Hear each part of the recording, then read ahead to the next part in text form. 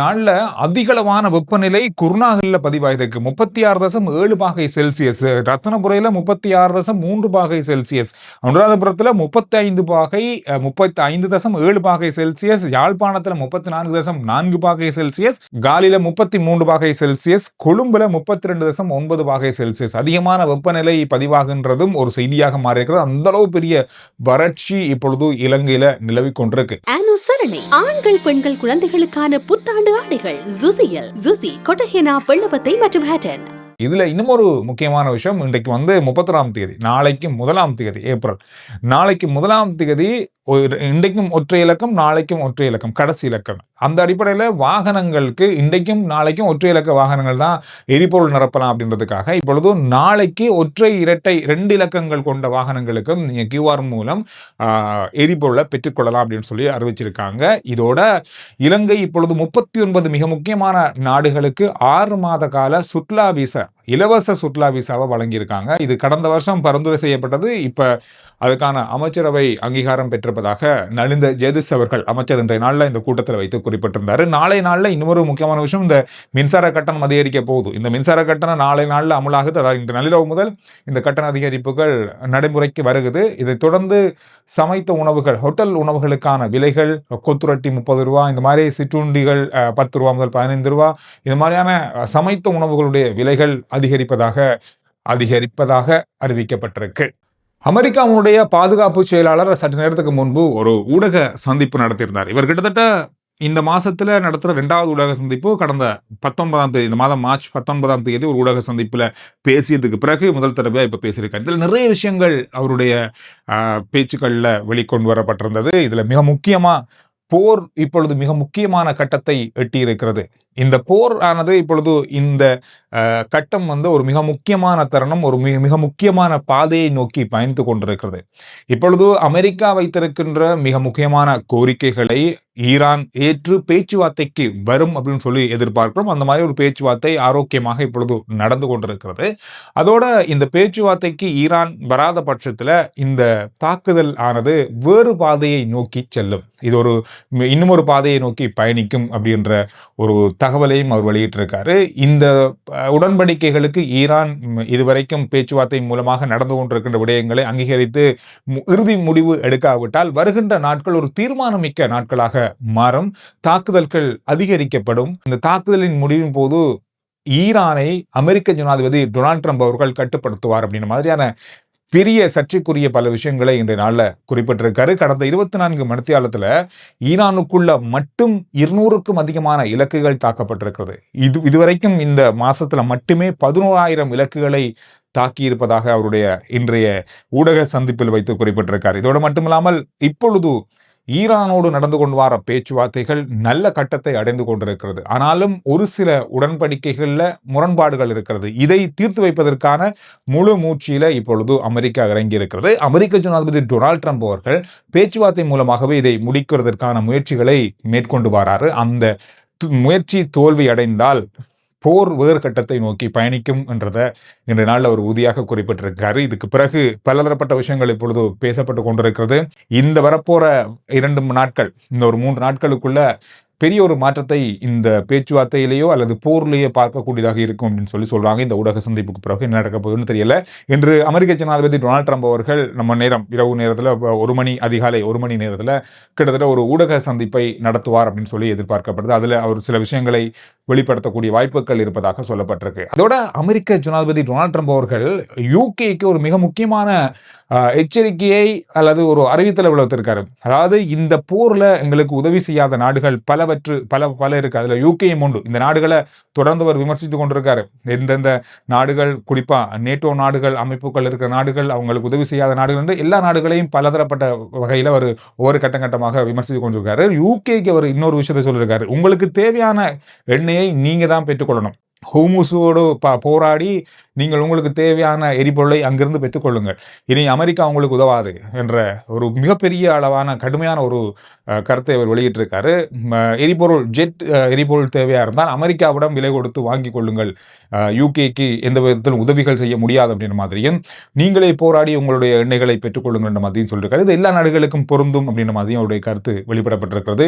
இதை பெரிய ஒரு செய்தியாக இன்றைய நாளில் பார்க்கக்கூடியதாக இருந்தது. இவ்வாறு பல நாடுகளோடு அவருடைய இந்த கருத்து வேறுபாடுகள் தொடர்ச்சியாக இடம்பெற்று கொண்டிருக்கு. இது ஒரு பெரிய அளவான முருகலை இந்த போருக்கு பிறகு, அதாவது ஈரான் போர் எப்பொழுதும் முடிகிறதோ அந்த நாளிலிருந்து நேட்டோ நாடுகளுடனான விரிசல் அமெரிக்காவுக்கு ஏற்படுத்தப்படும் அப்படின்னு சொல்லி எதிர்பார்க்கப்படுது. இது பெரிய ஒரு சிக்கலை பல நாடுகளுக்கு ஏற்படுத்தலாம். பல நாடுகளுக்கான வரிகளை அதிகரிக்க நிறைய வாய்ப்புகள் இருக்கு, உதவிகள் குறைக்கப்படும், பாதுகாப்புகள் குறைக்கப்பட நிறைய வாய்ப்புகள் இருக்கு. இந்த மாதிரியான பல சிக்கல்கள் ஏற்படுத்தப்படும் சொல்லப்பட்டிருக்கு. கத்தார் இன்றைய நாளில் ஒரு மிக முக்கியமான விஷயத்தை சொல்லியிருக்காங்க. அதாவது கத்தார் இப்பொழுது அமெரிக்கா பக்கம் முழுமையாக இருக்கிறது அப்படின்றதுக்கான ஒரு ஆதாரமான செய்தியாக பல சர்வதேச ஊடகங்கள் என்று வெளியிட்டிருக்காங்க அந்த செய்தியை. ஈரானால ஏவப்பட்ட ஏவுகணைகள்ல 90% ஏவுகணைகள் தடுக்கப்பட்டிருக்கிறது. அவை அனைத்தும் மிக துல்லியமாக தாக்கப்பட்டிருக்கிறது. இதற்கு காரணம் அமெரிக்கா கத்தாரோடு இருக்கின்ற இந்த பாதுகாப்பு வலையமைப்பே காரணம். எனவே இதனால கத்தார் அவ்வளவு இலகுவாக தாக்கக்கூடிய இலக்கு அல்ல என்றதும் நிரூபிக்கப்பட்டிருக்கிறது. எனவே இது நீண்ட கால பாதுகாப்பு ஒப்பந்தமாக இருக்கும் அப்படின்னு மாதிரி கத்தார் என்ற நாளில் அறிவிச்சிருக்காங்க. இதுக்கிடையில குவைத்தினுடைய ஒரு எண்ணெய் டேங்கரை ஏவுகணை மூலமாக ஈரான் தாக்கியிருக்காங்க. இது பெரிய அளவான சர்வதேச செய்தியாக பார்க்கப்படுகிறது. குறிப்பாக இது துபாய் கடல் எல்லைக்கு அருகாமையில் இருந்த இந்த கப்பல் தான் தாக்கப்பட்டிருப்பதாக சொல்லப்பட்டிருக்கிறது. எனவே குவைத் இது தொடர்பான செய்தியை வெளியிட்டிருக்காங்க. இதில் இருந்த ஊழியர்கள் அங்கிருந்து எடுக்கப்பட்டிருக்காங்க. ஒரு சிலர் காயமடைந்திருப்பதாகவும் சொல்லப்பட்டிருக்கிறது. பகுதி அளவில் இந்த கப்பல் சேதமடைந்திருப்பதாக சொல்றாங்க. நான் முற்றுமுழுதாக எரியல் அப்படின்ற மாதிரியும், அதற்கு முதல்ல இது தீயணைக்கப்பட்டு இப்பொழுது கப்பல் கட்டுப்பாட்டுக்குள் கொண்டு வரப்பட்டிருப்பதாக சொல்லப்பட்டிருக்கு. இது ஒரு பெரிய அளவா பார்க்கக்கூடிய செய்தி. காரணம் என்னன்னா, இப்பொழுது மத்திய கிழக்குக்கு எதிராகவும் ஈரானுடைய தாக்குதல்கள் தொடர்ச்சியாக இருந்து வருது. ஈரான் இதை பத்தி என்ன சொல்றாங்கன்னு சொன்னா, இப்பொழுது மத்திய கிழக்கில் இருக்கிற நாடுகள் எல்லாமே அமெரிக்காவுக்கு உதவி செய்கின்ற நாடுகள், அமெரிக்காவுடைய படைத்தளங்களை வைத்திருக்கிறார்கள், அங்கிருந்து எங்களுக்கு தாக்குதல்கள் நடத்துறாங்க, தினந்தம் ஏவுகணை தாக்குதல்கள் அங்கிருந்து தான் வருது. எனவே அந்த இலக்குகளை நோக்கி, அந்த நாடுகளுடைய மிக முக்கியமான விடயங்களை நோக்கி நாங்கள் தாக்குதல் நடத்துவோம். எப்பொழுது மத்திய கிழக்கு நாடுகள் இந்த இடங்களிலிருந்து அமெரிக்க படைகளுடைய தளங்களை அகற்றுகிறதோ அப்ப நாங்கள் இதை நிறுத்திக் கொள்வோம் அப்படின்னு மாதிரி சொல்லியிருக்காங்க. இது எந்த அளவுக்கு சாத்தியமாகக்கூடிய விஷயம் அப்படின்னு தெரியல. ஆனால் இப்பொழுது மத்திய கிழக்கு நாடுகள், குறிப்பா கத்தார், குவைத் மற்றும் துபாய் ஆகிய நாடுகள் என்ன சொல்றாங்கன்னு சொன்னா, இப்ப ஹோர்முஸ் கால்வாய் அப்படின்றது ஐக்கிய அரபு ராச்சியத்தில் இருக்கிற நாடுகள், அதாவது அரபு நாடுகள் சேர்ந்து இதை கட்டுப்படுத்துவதுதான் சரியானது. காரணம், ஒரு நாடு இதை கட்டுப்படுத்துவதற்கு எந்த வகையிலும் அனுமதிக்க கூடாது. எல்லா நாடுகளும் ஒன்றிணைந்து இதை கட்டுப்படுத்த வேண்டும். இது என்ன, மத்திய கிழக்கில் இருக்கின்ற எல்லா நாடுகளும் தான் இதற்கு சம உரிமை வழங்கப்பட்டு கட்டுப்படுத்துறதுக்கான அந்த ஒரு ஒப்பந்தம் பெற வேண்டும் அப்படின்றதுல ஒரு பேச்சுவார்த்தை நடத்தப்பட வேண்டும் என்ற ஒரு கோரிக்கையை இப்ப முன்வைக்கிறாங்க. எனவே இந்த மாதிரி பல விஷயங்கள் அமெரிக்காவுடைய பக்கம் என்னென்ன விஷயங்கள்லாம் வைக்கப்படுதோ அது எல்லாமே மத்திய கிழக்கு பக்கமாக இப்பொழுது ஈரான் மீது கொண்டு வரப்படுகிறது. பல பக்கமாக இப்பொழுது அழுத்தம் பிரயோகிக்கப்படுகிறது. ரெண்டு பக்கமுமே, ஈரானுக்கு மத்திய கிழக்கு நாடுகள், அமெரிக்காவுக்கு மேலத்தைய ஐரோப்பிய நாடுகள், இந்த மாதிரி எல்லா இடங்களில் இருந்தும் ரெண்டு பக்கமும் பெரிய அளவான அழுத்தம் பிரயோகிக்கப்படுவதால ஒன்று இந்த யுத்தத்தால முடிக்கணும், அப்படி இல்லாட்டி பேச்சுவார்த்தையால முடிக்கணும் அப்படின்ற கட்டம் வந்திருக்கு. இப்பொழுது ஒரு மாத காலத்தை தாண்டி இந்த யுத்தம் தொடர்ந்து கொண்டிருக்கிறது. இது ஒரு பெரிய ஒரு தலைவலியை ஏற்படுத்தி இருக்கிறது. இதற்கிடையில இன்று அமெரிக்காவில் எண்ணெய் விலை மிகப்பெரிய அளவில் உயர்ந்திருக்கு. 2022ஆம் ஆண்டுக்கு பிறகு உயர்ந்த பெரிய விலையேற்றமாக இது பார்க்கப்படுது. இது ஒரு பெரிய அதிர்வலைகளை வருகின்ற நாட்களில் மக்கள் மத்தியில் ஏற்படுத்தும்.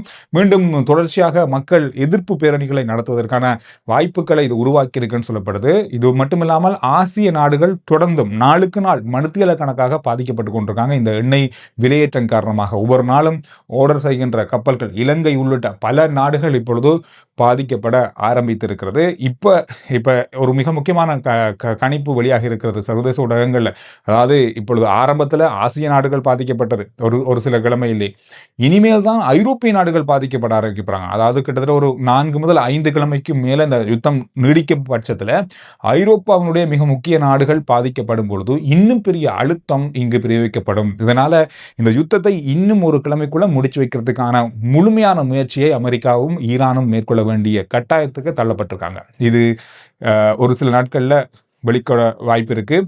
அமெரிக்க ஜனாதிபதி டொனால்ட் ட்ரம்ப் அவர்கள் 10 நாட்கள் காலக்கெடு, இப்பொழுது 5 நாட்கள் கிட்டத்தட்ட முடிஞ்சிருக்கு. இந்த 5 நாட்களுக்கு பிறகு என்ன மாதிரியான தாக்குதல்கள், என்ன மாதிரியான அறிவிப்புகளை இந்த தாக்குதல் தொடர்பாக வெளிக்கொண்டு வர போறாங்க, இல்லை நிறுத்த போறாங்களா, பேச்சுவார்த்தை மூலமான ஒரு தீர்வு வரப்போகிறா என்றதெல்லாம் வரப்போற மணித்தியாலங்களையும் வரப்போற நாட்களையும் தெரியப்படுத்தக்கூடியதாக இருக்கும்னு சொல்றாங்க. ஆனாலும் இந்த வகையிலும் முக்கியமான அத்தியாவசியமான மின் நிலையங்களோ அல்லது அனல் மின் நிலையங்களோ நீர்நிலைகள் மீதோ தாக்குதல் நடத்த மாட்டோம்னு சொன்னாலும் கடந்த மணித்தியாலங்கள்லையும் அதிகமாக அந்த இலக்குகளை நோக்கியே தாக்குதல்கள் நடத்தப்படுது. இப்பொழுதெல்லாம் ஆயுத களஞ்சியங்கள், ஏவுகணை களங்களை தாண்டி இப்பொழுது பொருளாதார மையங்கள் மீது தொடர்ந்து தாக்குதல் நடத்துறாங்க. இஸ்ரேல் பக்கம் ஈரானுடைய தாக்குதலால அந்த இதுவரைக்கும் இல்லாத வரலாறு காணாத அளவான பொருளாதார சேதம் ஏற்பட்டிருப்பதாக சொல்றாங்க. இந்த மாதிரி இஸ்ரேல் பக்கமாக செய்திகள் தொடர்ந்துங்களால் பெற்றுக்கொள்ள முடியாது. ஆனாலும் சில ஊடகங்கள், சர்வதேச ஊடகங்களுடைய ஊடகவாளர்கள் மூலமாக வெளிக்கொண்டு வர செய்திகள் அடிப்படையில் பல வர்த்தக பொருளாதார நிலையங்கள்